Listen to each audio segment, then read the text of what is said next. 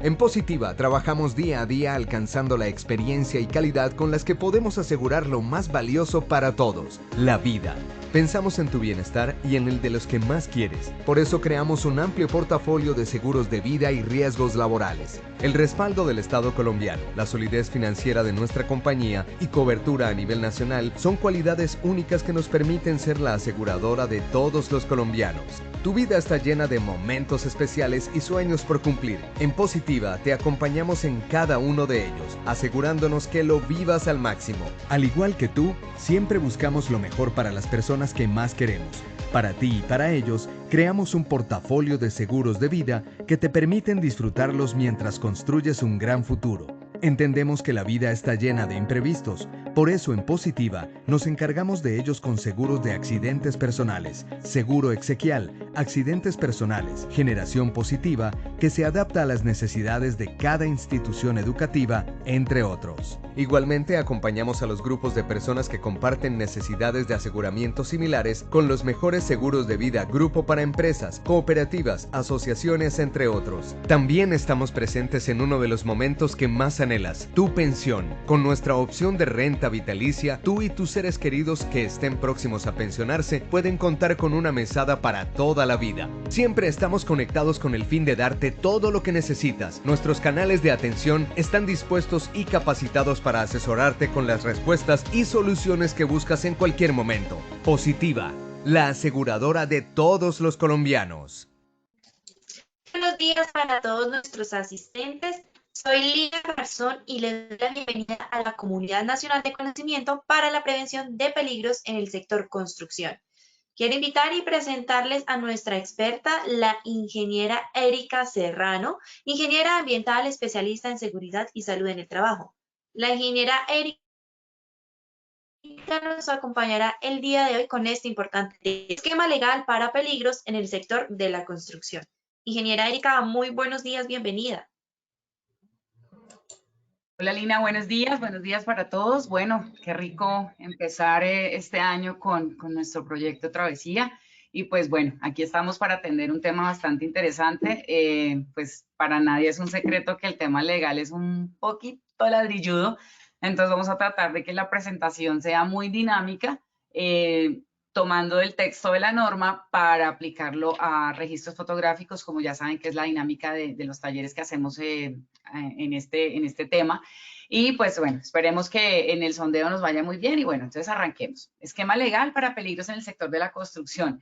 Nos vamos a apoyar únicamente en este momento en el decreto 1072, que básicamente nos abarca como todo el esquema de nuestra comunidad para este tema. Tenemos 20, digamos como 20 títulos que vamos a ir desarrollando durante este año, pegado todo el tema de peligros en el sector construcción. Entonces, pues digamos que nuestro punto de inicio de todo este proceso de peligros es el esquema legal. Entonces, por eso arrancamos como con este punto y vamos a ir alrededor de cada temática, vamos a ir desarrollando o ampliando o profundizando en todo este tema para llegar al final de lo que nos pide la norma, que es el cumplimiento de todo ese esquema del sistema de gestión en seguridad en el trabajo para prevenir accidentes y enfermedades laborales, que es el enfoque que realmente tienen nuestras políticas SST. Entonces, nuestro objetivo hoy es establecer los criterios prácticos del decreto 1072 respecto a peligros en el sector construcción. Sé que hay más normatividad, sé que hay algunos esquemas, actos administrativos, resoluciones, guías técnicas, bueno, hay una infinidad de portafolio en temas legales, pero pues por las dinámicas de tiempo vamos a enfocarnos en el decreto 1072, en los casos que hemos detectado en nuestra experiencia en construcción, que a veces hay como un vacío jurídico o que la gente malinterpreta como un vacío jurídico, porque la norma es muy puntual, pero deja a veces algunos temas como de hago la investigación solamente cuando hay un fatal o también cuando hay un incidente, quién firma, etcétera, etcétera. Entonces, hay cosas que hoy en día todavía encontramos que la gente de pronto puede llegar como a patinar un poquito en ese tema y pues eso es lo que vamos a abordar hoy. No nos vamos a desglosar aquí en el capítulo 6, simplemente lo que vamos a hacer es tocar esos puntos que vemos como en los que estamos de pronto o podemos mejorar dentro del sector construcción para el tema de control de riesgos derivados de nuestros peligros. Tenemos 3 objetivos: identificar los requerimientos, hacer un análisis de caso y resolver las dudas, y eso lo vamos a hacer a través de la dinámica que ahora implementó Positiva con el sondeo antes y después, para ver cómo nos va en todo este proceso del aprendizaje juntos. Entonces, pues Lina, tú me dirás. Ingeniera, vamos a iniciar con el sondeo, que serán algunas preguntas que les vamos a realizar a nuestros asistentes para que ellos nos respondan, nos contesten de pronto si saben cuál es la respuesta correcta o cuál creen que es. Vemos la primera pregunta en pantalla. ¿Qué formato puede aplicar para evaluación inicial de un contratista? A. Lista de chequeo, artículo 2.2.4.630, decreto 1072. B. Lista de estándares mínimos, SST, artículo formulario en la web Google. Por favor, contesten aquí con certeza, respondan por favor.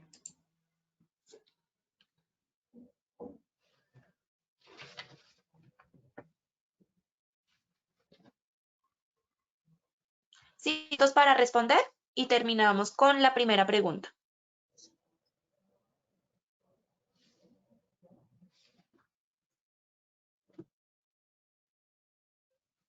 ¿Listo? Cerramos la primera pregunta.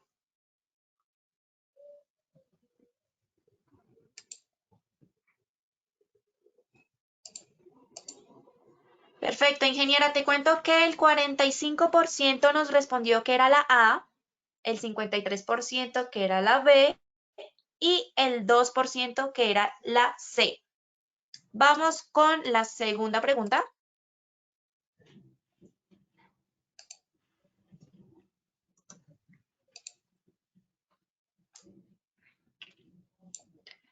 ¿Cómo sé qué documentación adicional debo pedir a un contratista antes del ingreso a obra? A, la definida en el procedimiento de selección de proveedores. B, lo que defina la interventoría. O C, busco en Google. Por favor, responda.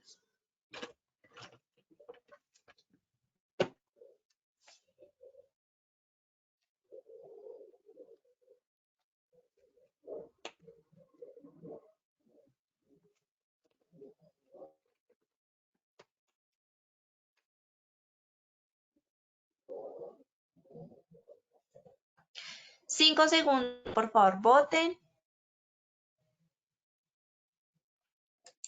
Por favor.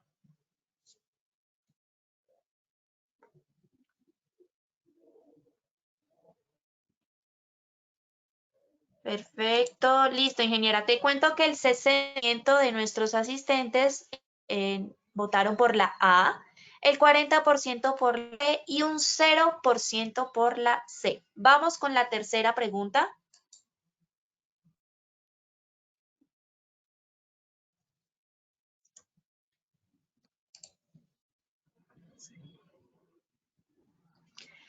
¿Qué hago en obra si el área técnica no participa de las capacitaciones y no informa del ingreso de un contratista un domingo? A, lloro. B, llamada a un amigo. O C, aplicar lineamientos definidos en el sistema de gestión de seguridad y salud en el trabajo. Votemos, por favor.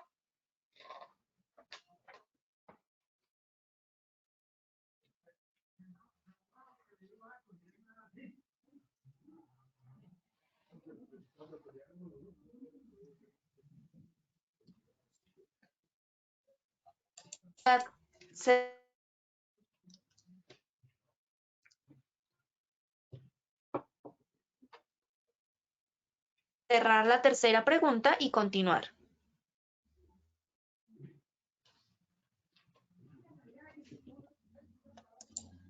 Bueno, te cuento que acá tuvimos un 99% en la C y un 0% en la A y en la B.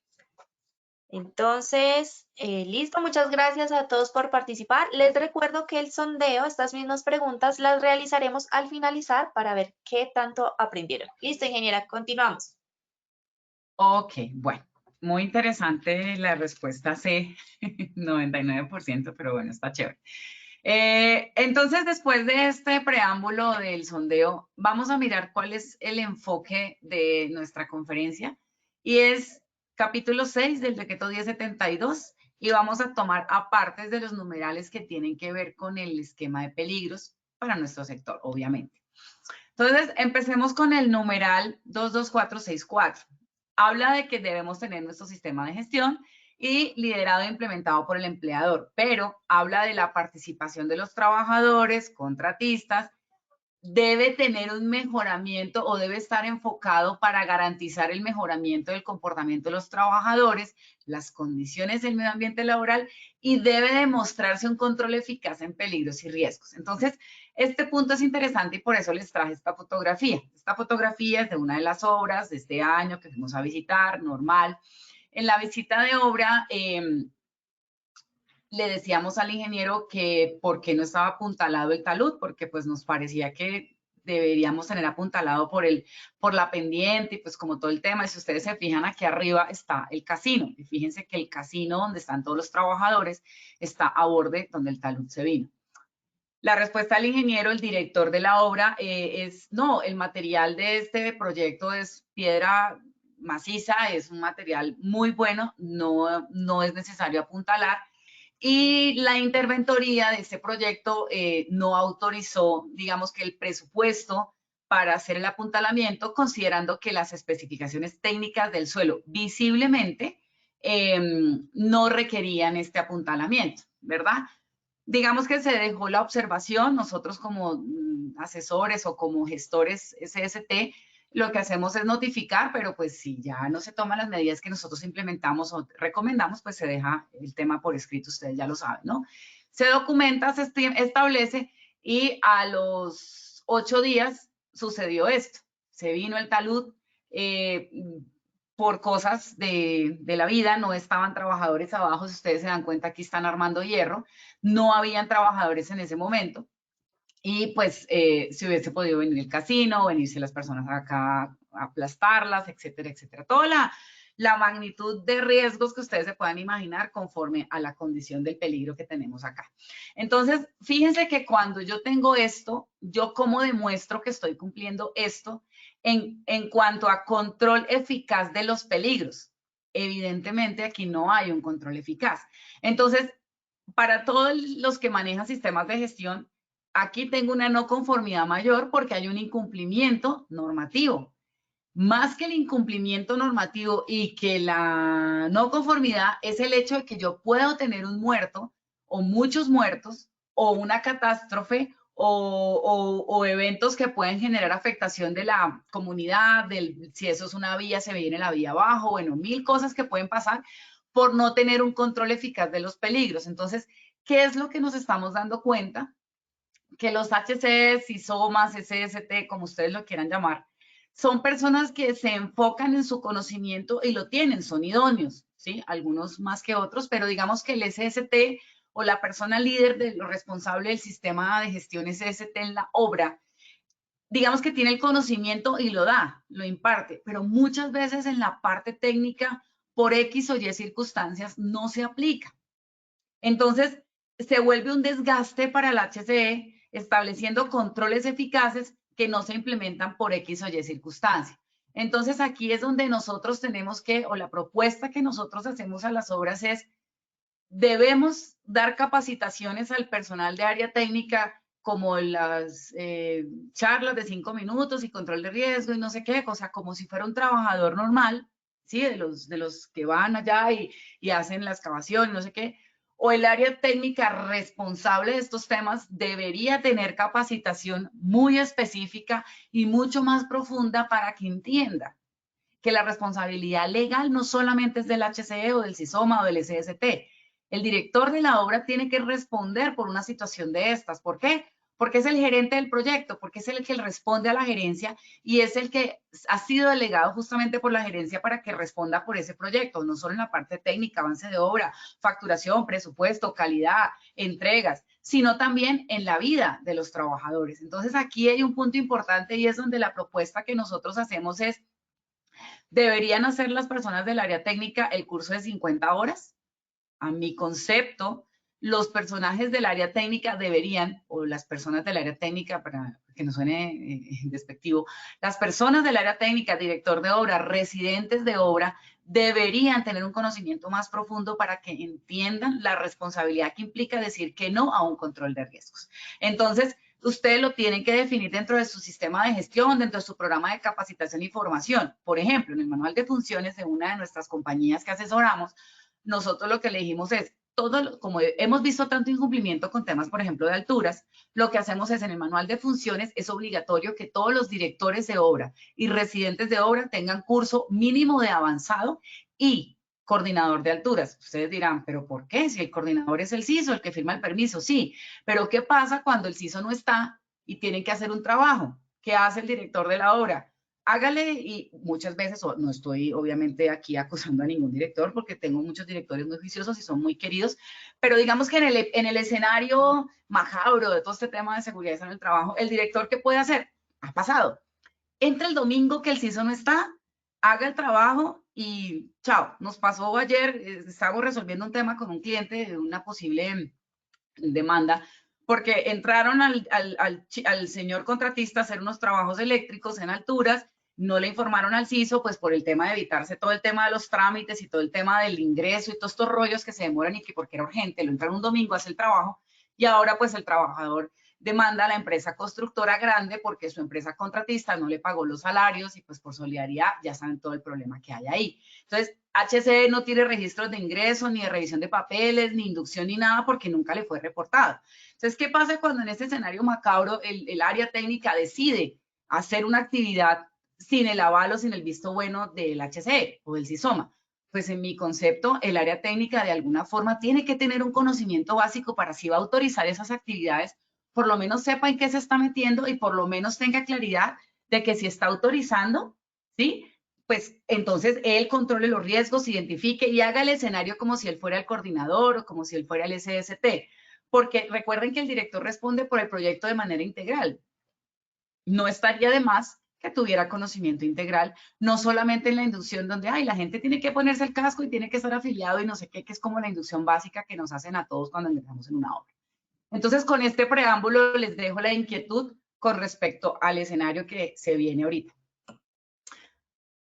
Otra obligación del capítulo 6, definir recursos. Miren, volvemos al mismo punto, gestión eficaz de peligros. ¿Esto nos parecería eficaz? ¿Qué está fallando ahí? Ah, no, pero es que no es trabajo en alturas porque está a menos de 1,50. ¿Qué dice la norma? Que si está a menos de 1,50 se deben establecer controles para evitar riesgo de caída. Entonces, estamos siendo eficaz asignando los recursos financieros, técnicos. Aquí básicamente lo que hacíamos era, ¿y qué le pongo al trabajador? No me da requerimiento de claridad para colocarle el arnés ni la eslinga. No me da el área para colocar un andamio multidireccional. Entonces, aquí es donde yo tengo que poner a trabajar todo ese recurso que yo tenga en la compañía para gestión eficaz. Fíjese que la norma le dice a uno eficaz.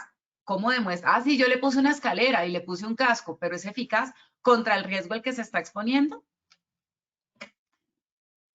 ¿Qué es importante tener en cuenta? Los controles efectivos. Mire, siempre habla de controles efectivos. Hay que medirlo y debe estar participando el trabajador y contratista. Si usted tiene que ir a medir, parar el trabajador allá, que el ingeniero del área técnica se involucre, revise y entre todos tomar la decisión de cómo es la mejor opción para hacerlo.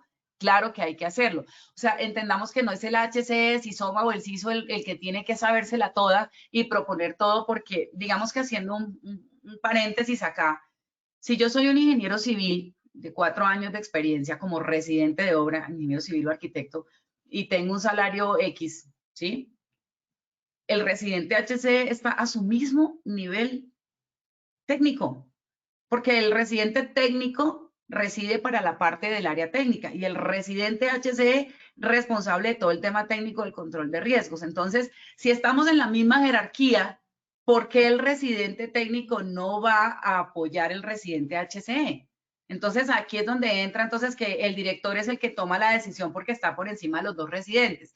¿Y qué pasa si el director de obra apoya la parte técnica sobre la parte de SST?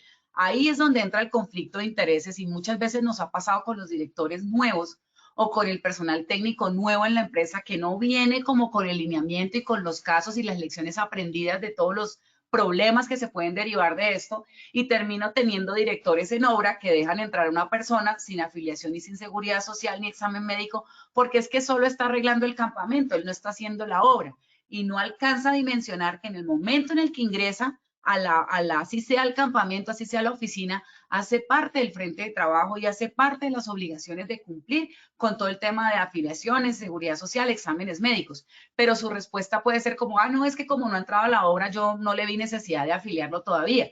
Entonces, fíjense cómo se vuelve un tema de que es que como yo no sabía, y ahí es donde entonces yo estoy fallando como empresa al no darle las herramientas al área técnica para que conozca, o es el área técnica la que, pese a la inducción, desconoce la gravedad del fondo, del trasfondo del proceso SST en cuanto al cumplimiento legal.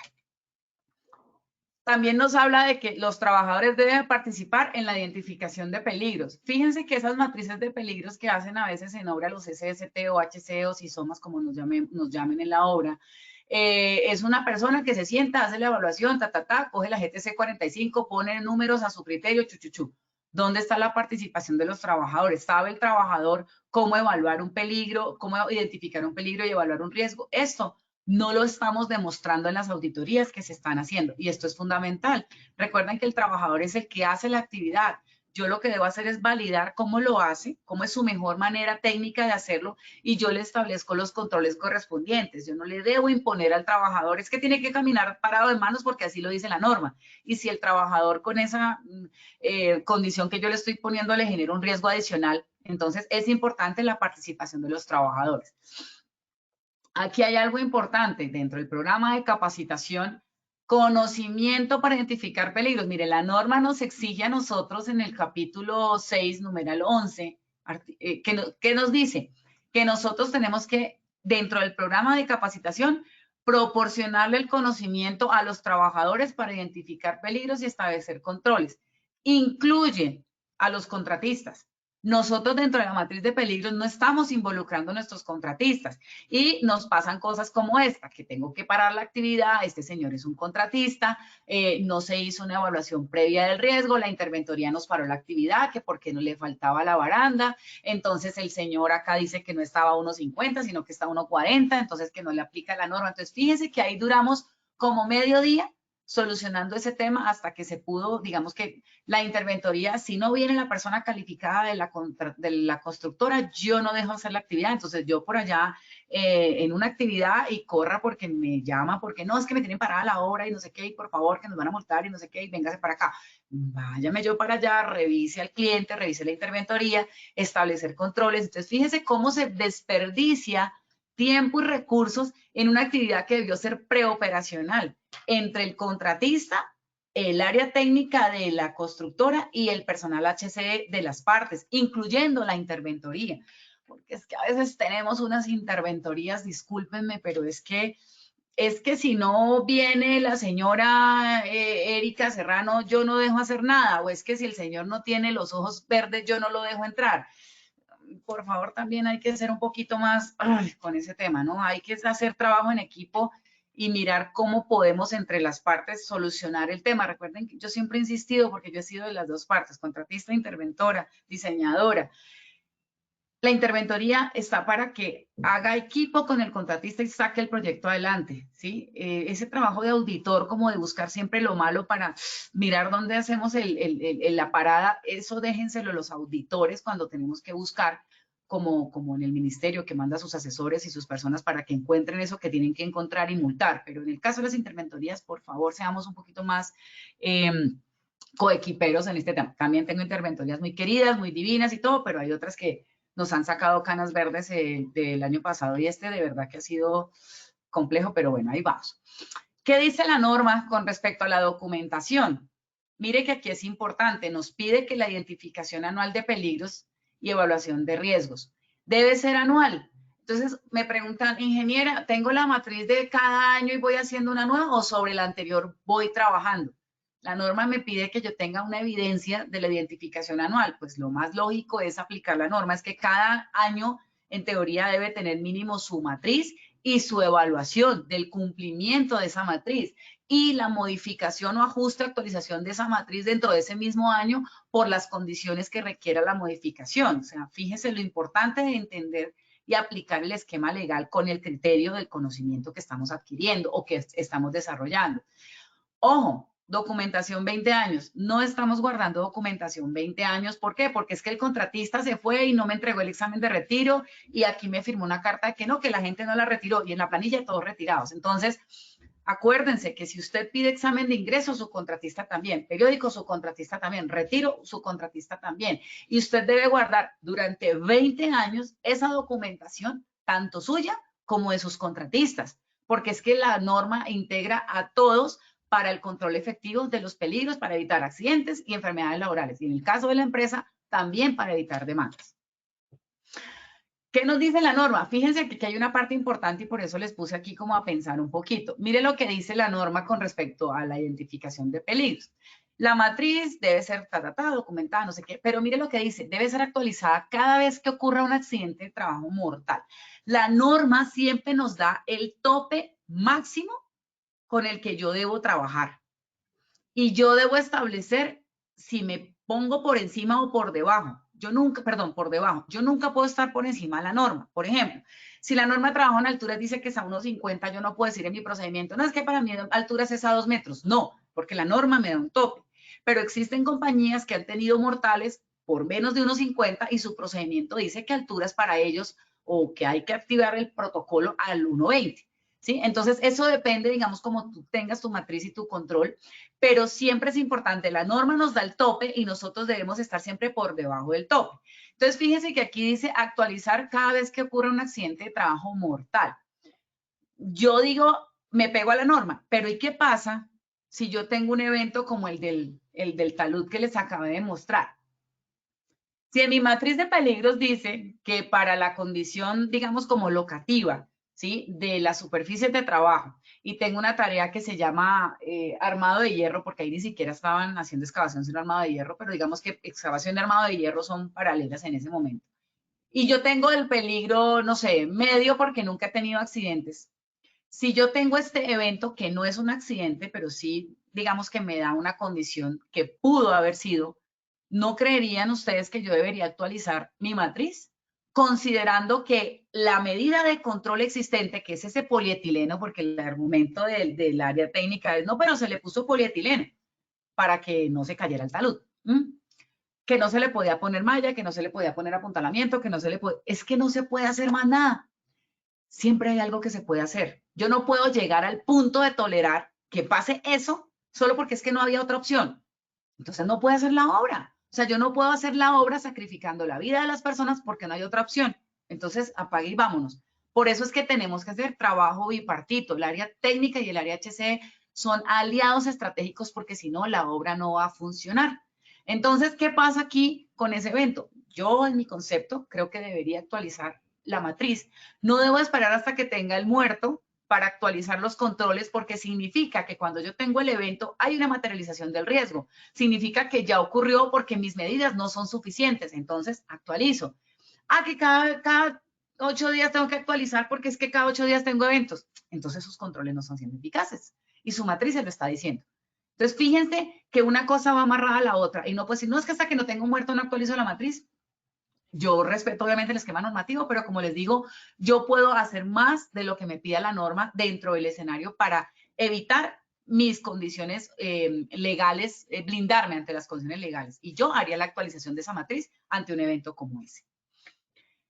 ¿Qué es importante? La evaluación inicial. Muchas veces tenemos un contratista y no sabemos qué pedirle. No, el examen médico, la afiliación y que presente seguridad social, examen médico y la dotación de los trabajadores.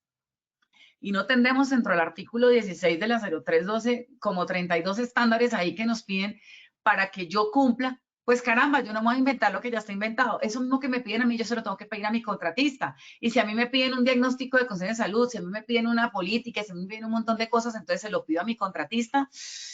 Yo soy ministerio o ente de control para evaluar si la política está bien. Hay realmente sistemas de gestión que se le entregan a uno la política y resulta que termina siendo la misma de uno, copia y pegada de no sé dónde, o los procedimientos le quitan el logo y ponen otra cosa. O sea, es verdad que a veces hay procedimientos que hablan de, no sé, una brigada de Tunja cuando estamos en, no sé, en Barranca Bermeja. Ese copy-paste es complejo.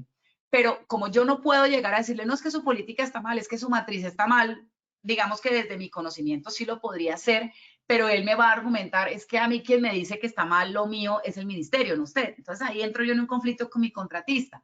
Entonces, en lugar yo de pedirle el montón de cosas, que la política, que el diagnóstico, que el profesiograma, que el yo no sé qué, que la matriz, que pitos, que flautas, que no sé qué, ¿yo qué puedo hacer?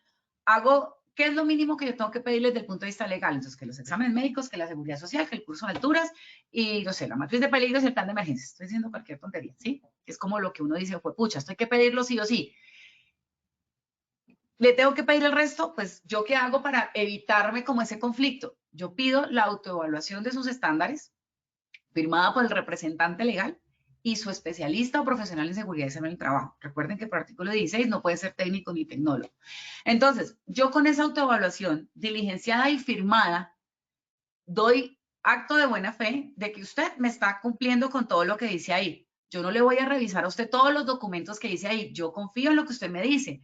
¿Y por qué? Porque la Constitución me lo permite dentro del principio de buena fe. Y porque yo no soy ministerio o entidad controlada, que controle para yo poder determinar o evaluarle su matriz o tener un montón de documentos ahí que yo no voy a revisar. O decir, no, sí, se mató un trabajador. Así, aquí está todo el sistema de gestión que él me entregó y que lo aplicó, lo leyó, lo implementó. No. Entonces, ¿yo qué hago? Le pido el reporte, la autoevaluación firmada y adicional a eso, de acuerdo a la nueva normatividad, la 071 y 014, le pido el reporte al Fondo de Riesgos Laborales de esos estándares que usted me está diciendo a mí. Con esas dos cosas, yo le permito a usted ingresar a trabajar en mi obra.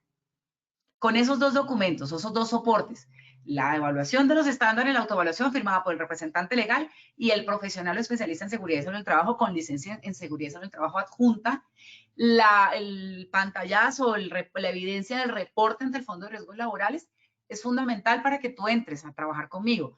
Obviamente el examen médico, la seguridad social, todos los documentos que tú le quieras pedir, pero para yo blindar a mi compañía y para estar tranquila con el cumplimiento legal, es importante la autoevaluación. Y con eso, digamos que podemos salvar muchas responsabilidades y también apoyar el contra. Ay, es que yo no tengo CISO, es que yo no tengo ARL, es que a mí la ARL no, ¿cómo se hace? Por Dios, venimos con esto del 2019, la norma viene del 2015, la 1072, la 0312 viene del 2019. A hoy no me digan que es que yo no sé cómo se hace la autoevaluación, ni el reporte, es que mi ARL, es que pitos, es que flautas, no. Entonces, ya no hay justificación para decir que es que no tengo evaluación inicial, no tengo sistema de gestión, o sea, no. Fíjense que aquí entran los indicadores de proceso para continuar con la idea de la identificación de peligros una vez ocurre un accidente de trabajo mortal. Nos vamos aquí a este punto. Mire que a mí el indicador de proceso me dice análisis de los resultados en la implementación de las medidas de control en los peligros identificados y riesgos priorizados. Significa que yo, de alguna forma, tengo que documentar que mi resultado de la medida que implementé en ese talud, volviendo al ejemplo de la foto del talud, no fue suficiente, no fue efectiva, por lo tanto yo hice una medida de control adicional. Entonces, por eso yo diría dentro del espectro que me muestra aquí, no solamente actualizar durante un accidente de trabajo mortal, debería actualizarla cuando haya un accidente de trabajo o cuando haya un incidente de trabajo que pudo haber derivado en un accidente de trabajo, un incidente que pudo haber derivado en un incidente como en el caso del talud. Entonces, fíjense que aquí la norma nos va dando las herramientas, pero nosotros tenemos que aterrizar el criterio a lo que nosotros necesitamos. Es que la norma dice que una vez al año, entonces una vez al año la voy a actualizar. No, y el resto de tiempo, ¿cómo evidencio yo gestión con respecto al tema? Aquí hay un punto importante en el numeral 26 del artículo de la gestión del cambio, y es que nos dice que mucha gente no interpreta muy bien este tema de la gestión del cambio y se enreda y no sé qué, entonces no tengo gestión del cambio. Es importante que si usted no tiene gestión del cambio durante ese año, es decir, su proceso es el mismo, sus instalaciones no cambian, bla, bla, bla, usted lo debe dejar documentado. Mire, aquí nos dice que con el COPAS. Entonces, en un acta de revisión COPAS, ¿sí? Usted puede establecer que durante el año 2021, no sé, no van a tener modificaciones o gestiones del cambio que afecten las condiciones de riesgo. Y listo. Cuando se llega a dar una gestión del cambio, actualiza el acta y dice, se va a cambiar la oficina de punto A a punto B, entonces la gestión del cambio se aplica, pero documentelo, no es que simplemente diga, la gestión del cambio es cuando me cambio de oficina o cuando tenga un cambio en el proceso o algo y se documentará y se implementará. Lo que hacemos es copiar y pegar esto dentro del sistema de gestión y el numeral gestión del cambio es la copia de este artículo. No. Usted lo debe establecer dentro del alcance de lo que usted considere como gestión del cambio y mire que dice que debe ser con participación del COPAS. Entonces, si ustedes han tenido un procedimiento de gestión del cambio y no hay un soporte de que el COPAS participó en ese proceso, no tiene validez. Este punto me encanta, contratación, y es una de las discusiones que tengo hoy en día. Nosotros tenemos una empresa constructora muy grande, una de las 100 empresas más grandes que tiene el país, y es una constructora que estimo mucho y que llevamos ya muchos años trabajando y poco a poco hemos ido organizándonos. Y hicimos una evaluación y tenemos más o menos unos 239 contratistas, grandes, pequeños, con todo el proceso, durante todo obviamente durante toda la evaluación del sistema de gestión, no por años, sino durante todos los contratistas que hemos tenido durante, no sé, los últimos 30 años.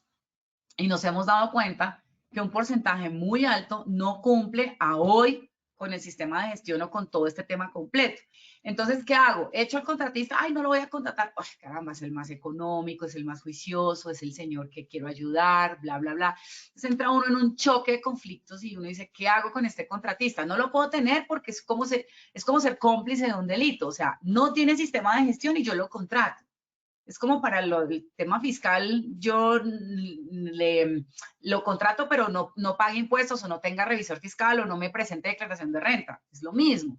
Entonces, ¿yo qué diría? Pues entonces, si tiene dos opciones. Si el contratista tiene la intención de mejorar y de adaptarse al tema y pide apoyo, apóyelo, ayúdelo, asesórelo. ¿Qué idea se nos ocurrió con esta empresa y que ya no lo aprobó la gerencia? Oiga, contratemos a una persona o una empresa por outsourcing, por prestación de servicios, que coja a los 10 contratistas chiquitos que no tienen sistema de gestión y que digamos que su actividad económica o su código SIU es el mismo. Los voy a tener dentro de la misma zona de trabajo, hacen la misma actividad o similares y están expuestos a los mismos riesgos.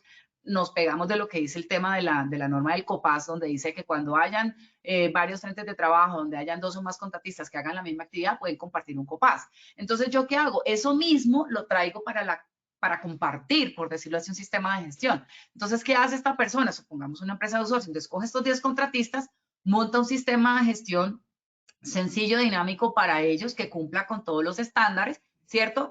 Y tengo dos opciones, o lo comparto con esas empresas dentro de un esquema contractual y un vínculo comercial entre ellas, o hago un sistema espejo para cada una. Lo importante es que tengan claridad de que no es copiar y pegar, sino que el sistema espejo funcione para que fluya el cumplimiento legal. Y apoyo a mi contratista y lo asesoro.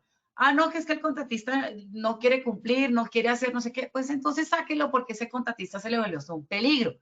Un contratista que no cumpla los estándares de seguridad y tampoco se quiera dejar ayudar y tampoco quiere evolucionar con el proceso porque le sale caro, porque no sé qué, pues sencillo, no lo puede contratar porque él se le vuelve el problema, es el que tiene la demanda y es el que tenemos en el muerto.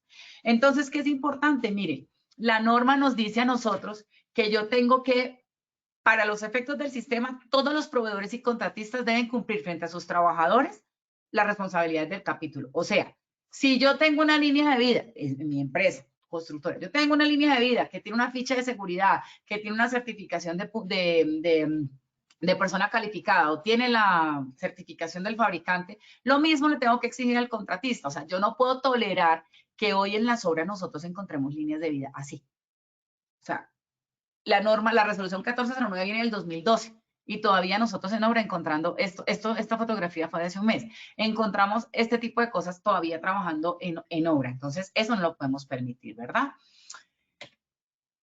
Es importante establecer el tema de auditorías para el sistema de gestión. Entonces, ¿qué pasa? Si yo como sistema de gestión o como empresa tengo que hacer una auditoría anual, que lo dice el numeral 29, si yo tengo que hacer una auditoría anual, pues yo en teoría tendría que hacer una auditoría anual al contratista. Es que fíjense lo que dice acá. Lo mismo que yo tengo que cumplir, lo tiene que cumplir mi contratista. Entonces, entonces, ¿qué hago? Me pongo a hacer la auditoría a todos mis contratistas. Tengo 230 contratistas, a cada uno le voy a hacer la auditoría. No, ¿yo qué puedo hacer para solucionar este tema? Le pido su autoevaluación y dentro del seguimiento que le haga en el procedimiento de evaluación y selección de contratistas, proveedores, compras, como usted lo quiera llamar, reviso el cumplimiento que tenga en la obra. Entonces, voy a poner un ejemplo. Él tiene dentro de su sistema de gestión el cumplimiento al 100% de la matriz de peligros. Cuenta con matriz de peligros, identifica no sé qué. Sí, cumplo. Pero en la obra yo veo que la gente no tiene dotación.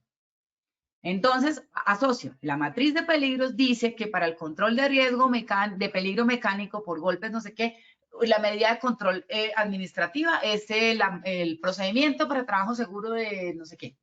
Y en EPPs, entonces se entrega la dotación IEPP. Entonces, si yo en obra veo que él no está cumpliendo con la entrega de la dotación IEPP, significa que no está cumpliendo su estándar. Entonces, ¿yo qué hago? Le reevalúo su estándar y le digo, mira, tú en tu estándar me colocaste un 85%, pero tú en la obra este mes no me estás cumpliendo con esto, con esto, con esto. Y tú mismo le bajas la puntuación. Y con eso el contratista tiene su auditoría interna de su sistema de gestión aplicado en el proyecto, porque es que uno puede poner en el papel 1000 vainas y yo parto del principio de buena fe, pero tampoco voy a dejar que en mi obra hagas y deshagas sin que yo sepa o tenga control de eso para evidenciar que control eficaz de los peligros como me lo pide la norma. Entonces, es importante tener en cuenta que debe participar el COPAS. Entonces, en una de las conferencias que dictamos el año pasado se habló de COPAS, cómo se iba a manejar. Ya en este año en esquemas legales vamos a tocar un puntico otra vez para retomar este tema del COPAS porque quedaron algunas dudas con respecto a cuántos COPAS puedo tener, cuántas personas, que si en la obra, que si pitos, que si las actas, que si flautas, entonces lo ampliamos en otra conferencia. Pero tengan en cuenta que la auditoría del sistema de gestión que yo me hago a mí anualmente como empresa, que yo hago a mi empresa anualmente, yo se la debo hacer a mi contratista.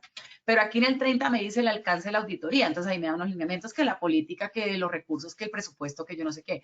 Pues esa auditoría se la hago a mi empresa internamente, pero a mi contratista yo no le voy a revisar todos esos temas porque yo no me puedo meter en su presupuesto. Ay, venga, usted sí tiene presupuesto para extintores, usted tiene... No, porque es que ya eso es un tema de qué hace quién. La autoridad de control, no yo. Entonces, ¿yo qué hago? Defino dentro del alcance de mis auditorías SST a proveedores y contratistas que lo voy a hacer con el esquema legal del artículo 16 de la resolución 0312 y yo con eso hago mi auditoría. ¿Por qué? Porque contra eso es que a mí me van a medir cumplimiento de estándares y cumplimiento del sistema de gestión. ¿Y dónde está definido? Pues en una lista de chequeo que está dentro del artículo 16 de la resolución 0312. Miren un punto aquí que viene de la parte de que se actualiza la matriz solo cuando hay un accidente mortal, por eso está como el mismo icono. Miren lo que me dice la norma del 32. El resultado de la investigación de accidentes debe permitir identificar y documentar las deficiencias del sistema de gestión para tener un soporte en la implementación de ese sistema. Entonces, ¿qué pasa? ¿Cómo documento yo que por la investigación del accidente, porque aquí no dice investigación de accidente mortal, aquí dice investigación de accidentes, y recuerda que la norma nos obliga a investigar incidentes y accidentes.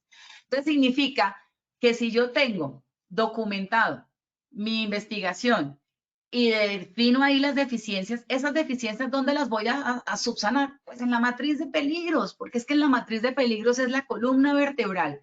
Si la matriz legal es el cerebro del sistema de gestión, la matriz de peligros es nuestra columna vertebral. Entonces, fíjense que la misma norma de alguna forma me da a mí la potestad de decirme, oiga, actualice la matriz solo en caso de accidentes mortales, pero usted me debe evidenciar A, B, C, D. Hombre, entonces actualicemos cada vez que haya un incidente o un accidente y así pues yo tengo que subir los controles para bajar los índices de accidentalidad, para bajar los índices de incidentes, por decirlo así, de ausentismos y todo este rollo, para que yo no esté cada rato actualizando mi matriz. Ah, no, es que por no, eso cada rato actualizar la matriz cada 8 días, qué pereza, eso hagámoslo cada año. Entonces no está siendo efectivo porque es que uno no puede ser apaga incendios, sino debe ser preventivo y eso es lo que desde ARL Positiva, desde Positiva Compañía de Seguros y todo este proceso que queremos hacer, es eso. No estemos solucionando el problema cuando ya tengamos el muerto, estemos solucionando antes de tener el muerto. Y por eso es importante que cumplamos con estas recomendaciones que sugiero las tengan en cuenta. Aquí les hablaba, entonces, miren, por ejemplo, con respecto a la investigación. Entonces, aquí resulta que se nos cayó un trabajador, él no tenía las barandas, estoy haciendo la investigación, bla, bla, bla. ¿Y cómo yo evidencio que esto no, o sea, cómo yo le demuestro a mi sistema, a mi gerente, a mi ministerio, que esto no va a volver a pasar? Pues dentro de los controles que yo establezca y con la medición y seguimiento de esos controles. Esto se llama mejora continua. Entonces, ¿qué significa? Que así no haya tenido el accidente, sino el incidente, pero pudo ser mortal, debo actualizar todo el esquema de peligros. Dentro de los minuticos que nos quedan, como les dije, es un tema bastante denso, pero espero haber abordado esas inquietudes más críticas que teníamos, esos vacíos. Vamos a mirar dos casos que nos pasaron en una empresa para que ustedes se den cuenta lo importante de lo que estamos hablando en este momento. Entonces, el primer caso, divulgación de peligros. Tengo un trabajador haciendo una actividad en una escalera, no sé qué, chuchuchú. Si ustedes se fijan, aquí hay una capacitación, miren, riesgos de usar escaleras. De 21 trabajadores de la empresa, solamente firmaron estas personas. Mire que el director de la obra no firmó. Mire que los residentes de obra no firmaron, no asistieron. El maestro de obra no asiste. La residente de obra no asiste.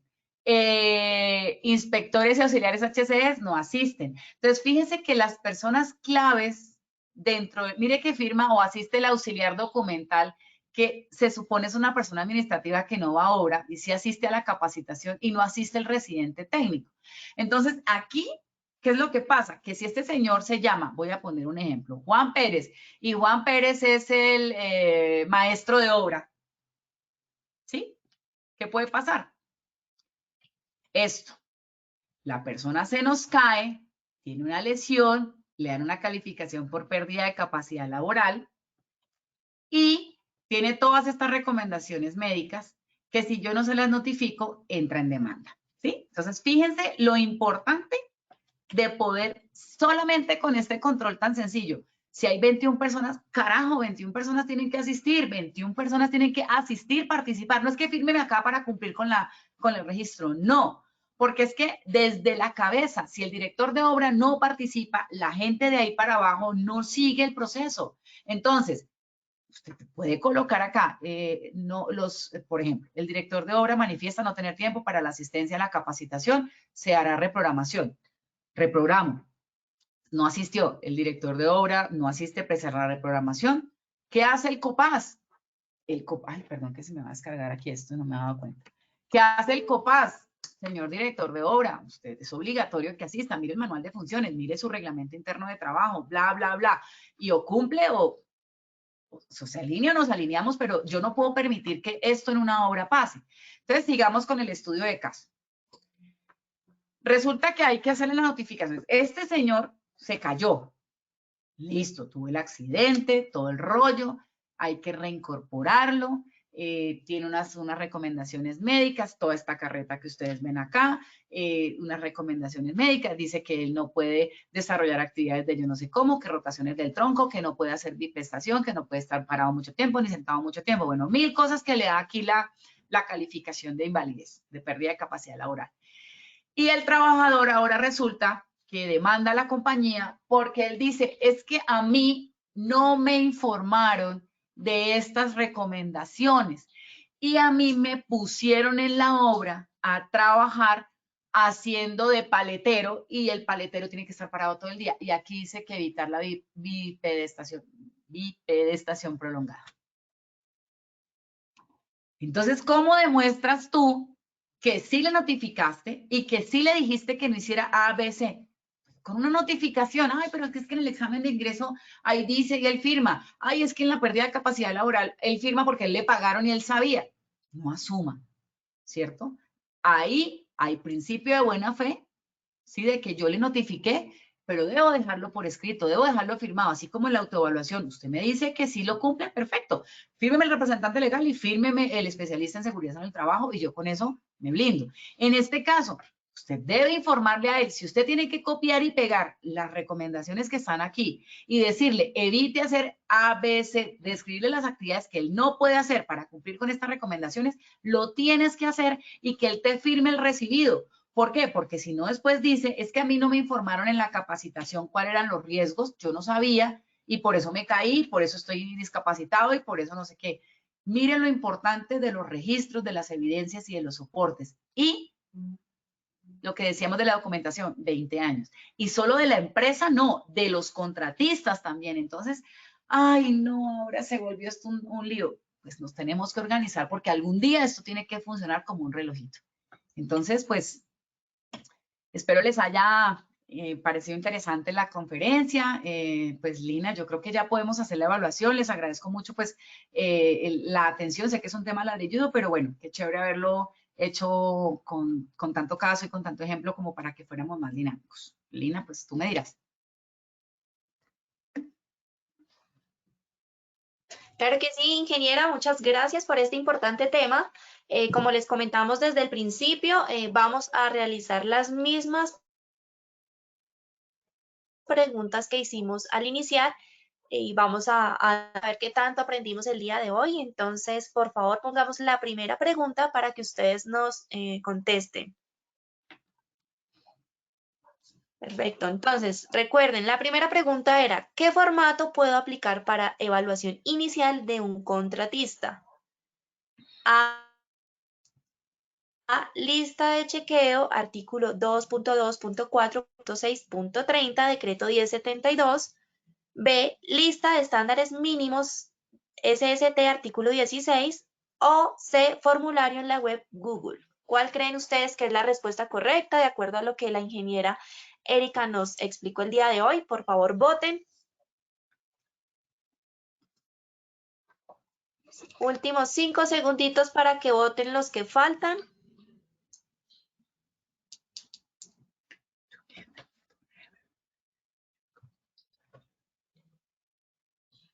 Bueno, cerramos la primera pregunta.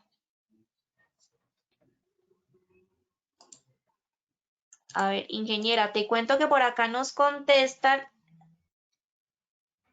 El 46% nos dijo la A, lista de chequeo, artículo 2.2.4.6.30, decreto 1072, un 53% lista de estándares mínimos y el 1% formulario en la web Google. Ingeniera, regálanos por favor entonces la respuesta. Ok, entonces, en ese orden de ideas, el mejor ejercicio que podemos hacer es la lista de chequeo de los estándares mínimos del artículo 16. Recuerden que el decreto 1072 en el numeral 30 del capítulo 6 nos define los estándares de auditoría interna de la compañía. La lista de estándares mínimos sí es un esquema que deben cumplir legalmente todas las empresas, entonces nos serviría mucho más esa lista.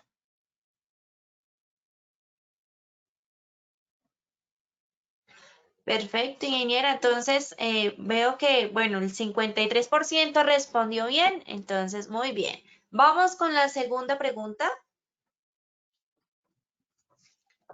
La segunda pregunta decía, ¿cómo sé qué documentación adicional debo pedir a un contratista antes del ingreso a obra? A, la definida en el procedimiento de selección de proveedores. B, lo que defina la interventoría. O C, busco en Google. ¿Qué contestan nuestros asistentes? Vamos a ver qué tanto aprendieron el día de hoy con la ingeniera Erika. Los que faltan por votar, por favor, voten. Miren bien las respuestas. Damos 5 segunditos más para cerrar la segunda pregunta. Listo, cerramos la segunda pregunta. Vamos a ver los resultados. Bueno, ingeniera, te cuento que por acá el 71% de nuestros asistentes contestaron la A, la definida en el procedimiento de selección de proveedores. Un 28% nos dijo lo que defina la interventoría y el 1% nos dijo busco en Google. Entonces, ingeniera, por favor, regálanos cuál es la respuesta correcta. Ok, es importante aclararles a las personas que no votaron por la A, es importante tener en cuenta dos cosas.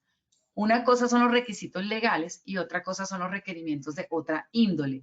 Dentro del sistema de gestión, yo debo definir en mi procedimiento de selección de proveedores, de acuerdo a lo que hablábamos en el artículo 28 del capítulo 6, ahí en el artículo 2246-28, que yo debo aplicar todo lo que me aplica a mí el ministerio, la entidad o el área, la autoridad competente, yo se lo debo aplicar a mis contratistas. Entonces, yo debo establecer el procedimiento bajo el cual yo lo voy a contratar, lo voy a evaluar, lo voy a incluir dentro de mi proceso. La interventoría tiene una voz muy importante dentro del proyecto para decirme, yo quiero esto, esto, esto y esto, pero realmente lo definido dentro de mi sistema de gestión por esquema legal prima sobre ese requerimiento. ¿Qué pasa cuando la interventoría me dice, no, es que es más, el requerimiento mío es más importante que el suyo? Entonces uno lo debe establecer en dónde, en el acta de inicio y decir, listo, yo llevo los formatos que usted me pide porque el cliente lo pide así, pero vamos a dejarlo documentado para que me sirva a mí como validez ante la autoridad competente porque yo no estoy llevando mi formato, sino el formato que me pide la interventoría o el cliente. ¿Por qué? Porque hay temas contractuales que yo debo aplicar. Entonces, en el ejercicio de un sistema de gestión interno, mi procedimiento lo define. Si además tengo una interventoría, entonces lo que dice mi procedimiento más lo que diga mi interventoría. Y si hay algo que esté por encima, que me pida la interventoría, por encima de mi procedimiento, entonces me acojo a lo que dice la interventoría sin incumplir mi esquema legal, pero lo documento para soportar por qué no estoy cumpliendo mi procedimiento interno, sino el de la interventoría. Eso es importante aclarar. Súper claro, ingeniera. Muchas gracias. Bueno, y vamos ahora con la última pregunta. Yo creo que acá todos la vamos a tener bien. ¿Qué hago en obra si el área participa de las capacitaciones y no informa del ingreso de un contratista un domingo? A, lloro. B, llamada a un amigo. O C, aplicar lineamientos definidos en el sistema de gestión de seguridad y salud en el trabajo. Voten, por favor. Esta pregunta está muy difícil.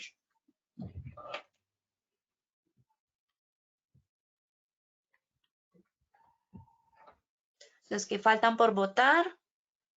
Vamos a dar 5 segunditos más.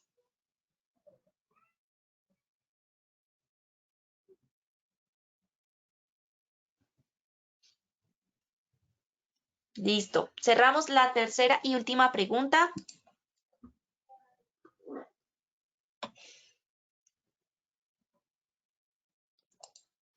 Listo, ingeniera. Bueno, el 1% nos dijo que se ponían a llorar, un 0% no quiso llamar a un amigo y el 99% aplicar lineamientos definidos en el sistema de gestión de seguridad y salud en el trabajo. Entonces, bueno, cuéntanos, Inge, ¿cuál era la respuesta correcta?